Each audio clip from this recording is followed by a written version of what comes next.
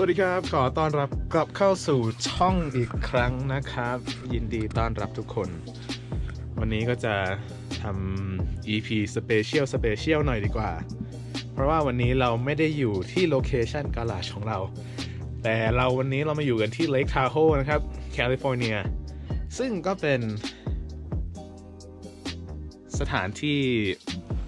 ท่องเที่ยวอีกแห่งหนึ่งที่อยู่ในแคลิฟอร์เนียนะครับแล้วก็เป็นที่ที่มีหิมะเยอะมากเดี๋ยวไปดูบรรยากาศรอบๆกันนี่คือประตูบ้านนะฮะเมื่อคืนหิมะตกเอาเรื่องเหมือนกันเดินฝ่าหิมะเราไปดูพาหนะของเรากันดีกว่าว่าเราเอายานพาหนะอะไรมาเดี๋ยวนะครับจะเดินก็ยังลำบากเลยเนี่ยนี่ผมหายไปเกือบทั้งขาเลยเนี่ยโอ้ยคือช่วงนี้พายุหิมะเข้าครับแล้วมันก็ทำให้ทุกอย่างลำบากเพิ่มขึ้นโอเคได้แล้วนี่นะฮะทางเดินที่ผ่านมาของเราโอเค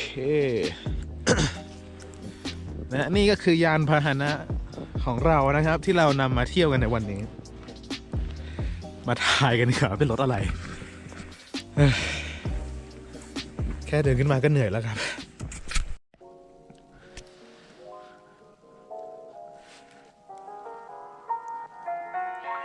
และตอนนี้หิมะจะเห็นจากคลิปนะครับหิมะกำลังตกมาเลยสวยมากเดี๋ยวนะเราก็จะเจอบรรยากาศอย่างนี้ทีเพราะว่าที่ผมอยู่ในลอสแองเจลิสมันไม่ค่อยมีหิมะอย่างนี้แต่เรื่องในวันนี้ก็คือนี่คือความหนาของหิมะนะฮะเห็นไหมถ้าเทียบจากล้อรถก็ประมาณแบบครึ่งนึงเนาะไม่ถึงครึ่งหรอกแต่ก่อนที่เราคันนี้เป็นโหนี่ดูความหนานะครับเย็นไม่ไหวเลือกตรงนี้แล้วกันคันนี้เป็น 2012 Porsche Cayenne ที่ผมเลือกเอาคันนี้มาในวันนี้ก็คือเป็นรถที่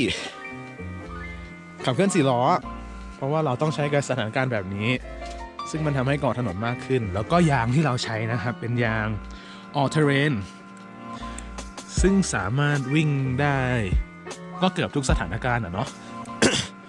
และจากที่ผมวิ่งฝ่าพายุหิมะมาเมื่อวานก็ใช้ได้เลยทีเดียวไม่เร็ว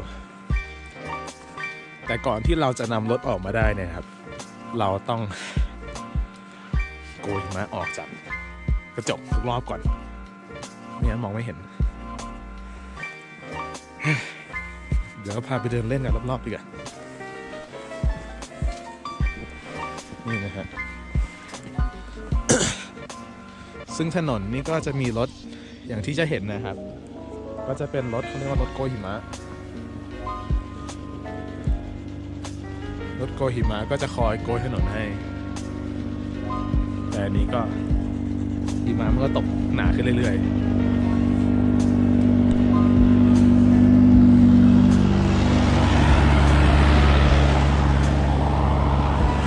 ในด้านซ้ายที่เห็นเนี่ยไม่ใช่อะไรนะด้านซ้ายด้านขวาเนี่ยนี่คือกองหิมะทั้งหมดเลยที่เขาโกยจากถนนมาซึ่งมันสูงเนี่ยเท่ารถเลยปีนี้หิมะเยอะมากครับเดี๋ยวเราไปรอดูกันกันว่าเราจะเอาคันนี้ออกยังไง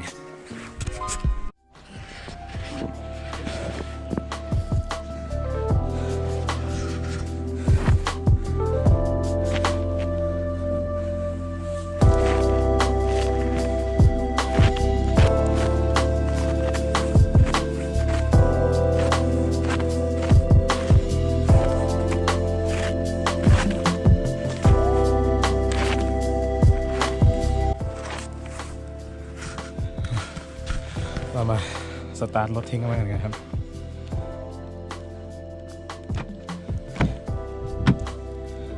หิมะสูงเท่าประตูแล้วนะ ตูดสุดตีนมากสุด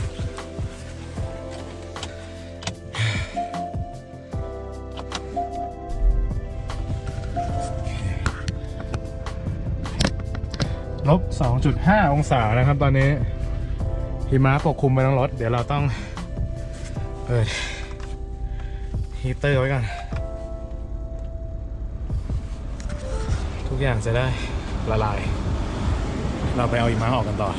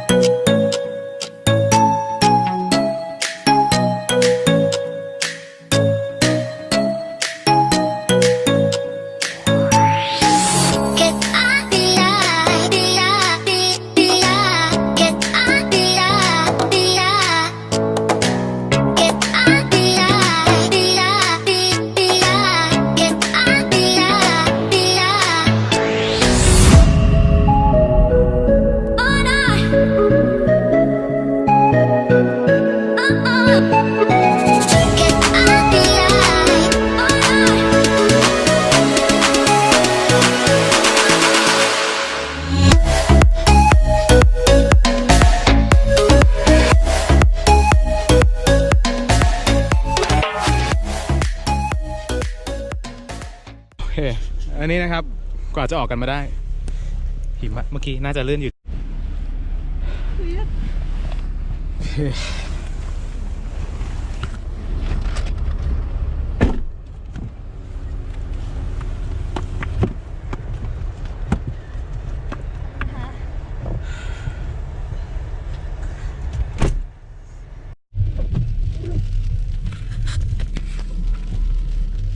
ข้างหน้าที่เห็นเนี่ยนะครับก็จะเป็นจุดเขาเรียกว่าเป็น chain require stop นะเขาก็จะตรวจรถทุกคันว่าทุกคันมีโซ่หรือเปล่าหรือว่ายัง snow tires คือเรามีแล้วเราก็สบายแล้วเดี๋ยวเราก็วิ่งกันไปต่อ